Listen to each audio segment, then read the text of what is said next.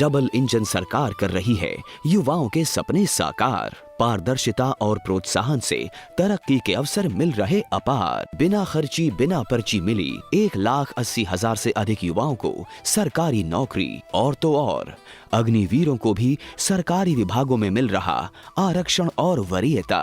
साथियों, हमने केवल सरकारी नौकरी ही नहीं बल्कि रोजगार सुरक्षा पर भी काम किया है। हमने कानून बनाकर हरियाणा कौशल रोजगार निगम के तहत कार्यरत युवाओं के भविष्य को भी सुरक्षित किया है। सीएम साहब का हम बहुत बहुत ही धन्यवाद करना चाहते हैं, जो उन्होंने अपना वादा पूरा किया और बिना खर्चे बिना पर्चे हमको रोजगार दिया। भाई वाह, अब तो हरियाणा वाकई में बदल गया है।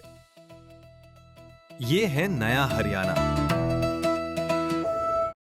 के इशारे पर जिस तरह की शर्मनाक हरकत एआई समिट के अंदर कांग्रेसियों ने की है, उसके लिए उन पर राष्ट्रद्रोह का मुकदमा दर्ज करना चाहिए, इन पर कार्रवाई करनी चाहिए ताकि आइंदा ऐसी कोई हिम्मत न करे। लेकिन देश के प्रधानमंत्री ने सही कहा है कि नंगी है कांग्रेस। शर्मनाक हरकत की इन लोगों ने। बहुत दुर्भाग्यपूर्ण है कि जो वामपंथी छात्र वहां है वो अर्बन नक्सल के रास्ते पर जिस तरह की हरकत की, जिस तरह मारपीट की, पथराव किया, उल्टा इल्जाम लगा रहे हैं, इन सब पे कार्रवाई होनी चाहिए। मीट है, मछली है, जो भी चीजें होती हैं वो एक हाइजीन लेवल मेंटेन करना होता है।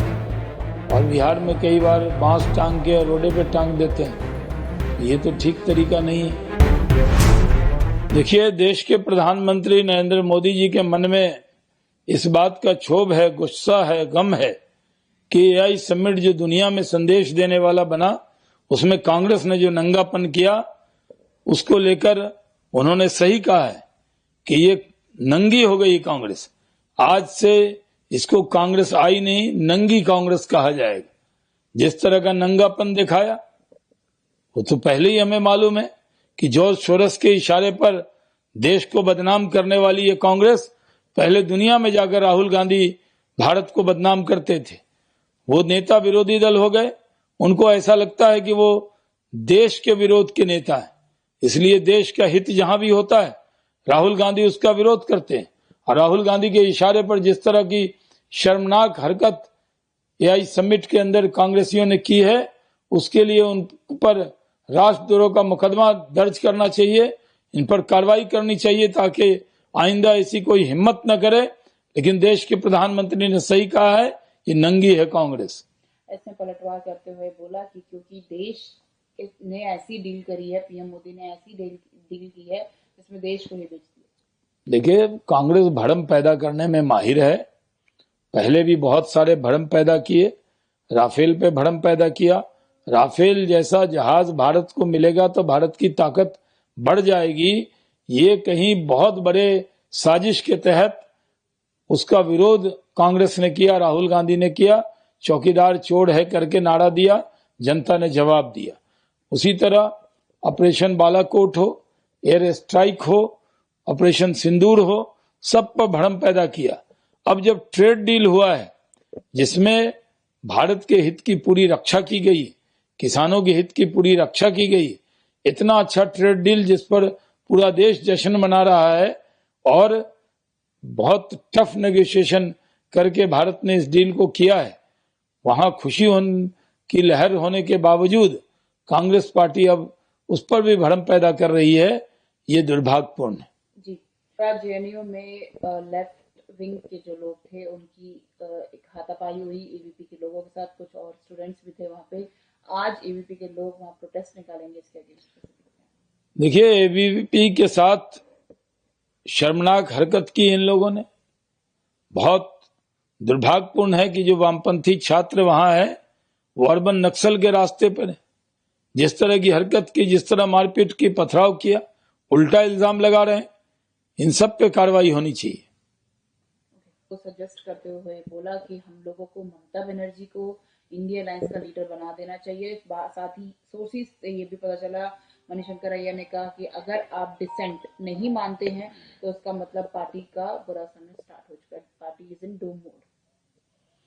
देखिए, मणिशंकर अय्यर कांग्रेसी हैं योजनाबद्ध तरीके से वो अलग हैं। राजीव गांधी के पुराने दोस्त हैं सैम पिट्रोडा, मणिशंकर अय्यर। ये दोनों कांग्रेस के लिए कभी एसेट बन जाते हैं, कभी बोझ बन जाते हैं।